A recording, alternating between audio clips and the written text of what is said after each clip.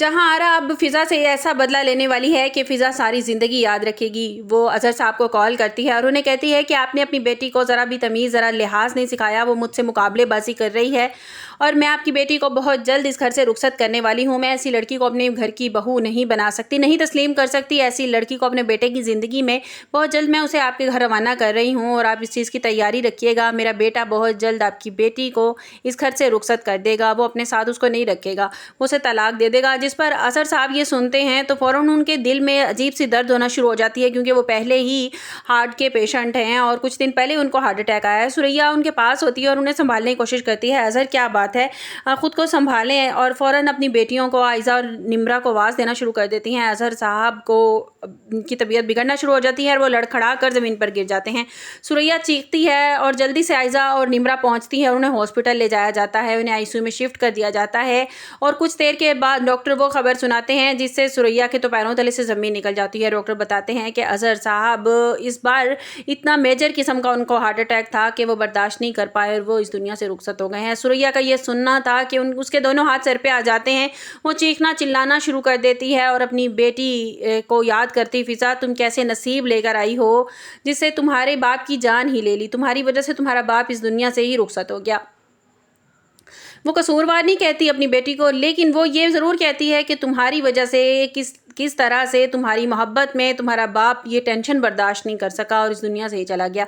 और जैसे ही ये बात फिर मीर नुमान तक पहुंचती है, वो रज़ा को कॉल करते हैं और रज़ा को कहते हैं कि अज़हर साहब की डेथ हो गई है और तुम्हें किसी तरह फ़िज़ा को समझा बुझा कर उसकी माँ की तरफ लेकर जाओ और देखना कि वो ज़्यादा टेंशन ना ले। तो रज़ा जो है वो घर पहुँचता है और फ़िज़ा पहले ही बहुत ज़्यादा परेशान होती है और रज़ा से कहती है कि रज़ा पता नहीं क्या बात है, आज मैं कुछ परेशान हूँ। जिस पर रज़ा फ़िज़ा का हाथ थामते हुए कहता है कि फ़िज़ा मैं तुम्हें कुछ बताने वाला हूँ और हिम्मत से तुमने इस सब का मुकाबला करना है। और फ़िज़ा तो पहले ही डरी हुई थी, वो रज़ा से कहती है कि बताओ आखिर ऐसी क्या बात है। तो रज़ा कहता है कि अज़हर साहब तो वहीं फ़िज़ा की जान निकल जाती, उसे शायद पहले ही खटक रहा था, उसका दिल परेशान था कि कुछ परेशानी, कुछ मामला ख़राब होने वाला है।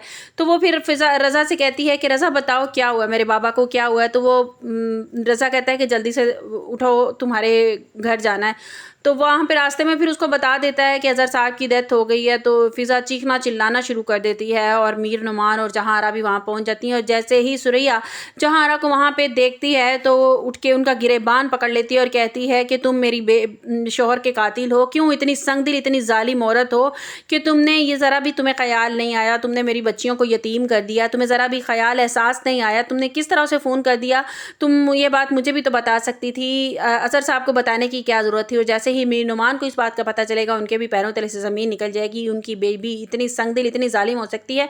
उन्हें तो यही लगता था कि ये बड़ी असूल पसंद है और अपने घर में ही, लेकिन उन्हें ये नहीं लगता था कि ये किसी की जान की दुश्मन भी हो सकती है।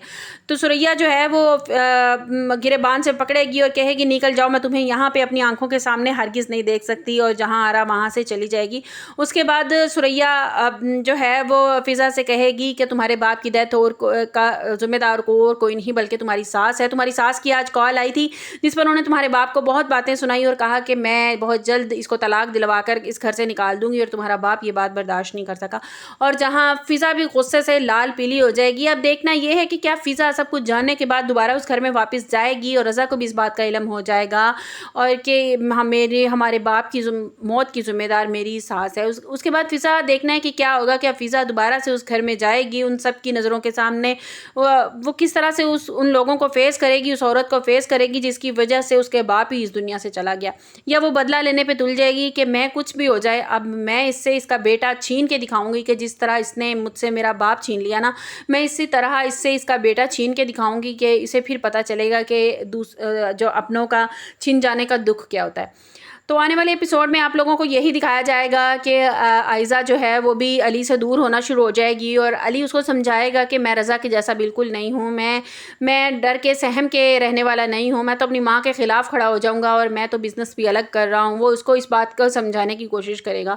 मीर नुमान भी रज़ा को यही समझाने की कोशिश करेंगे कि बीवी को बीवी की जगह पे रखो और माँ को माँ की जगह पे रखो। अब वो नई लड़की है, उसको एडजस्ट होने में इस घर में थोड़ा टाइम लगेगा, उसका भी तुम पर हक حق ہے. اب اس طرح سے اگر تم فضا کو پیچھے کرتے رہو گے اور اپنی ماں کو ہی آگے کرتے رہو گے، اس طرح فضا کے دل میں تم محبت نہیں پیدا کر سکو گے. اگر فضا ناشتہ اندر کمرے میں لے گئی تھی تو تمہیں اس کے ساتھ بیٹھ کے ناشتہ کر لینا چاہیے تھا. تم اسے وہاں اکیلے چھوڑ کر ماں کے پاس آ گئے، اور کب تک تم یہ سب کچھ کرتے رہو گے اپنی ماں کے لیے؟ کیا تم اپنا گھر ہی اجاڑ لو گے؟ آپ کو میری ویڈیو کیسی لگی کمنٹس باکس میں اپنی قیمتی رائے کا اظہار ضرور کیجیے گا. ملتے ہیں ایک نئی ویڈیو کے ساتھ. اپنا بہت سا خیال رکھیے گا. اللہ حافظ.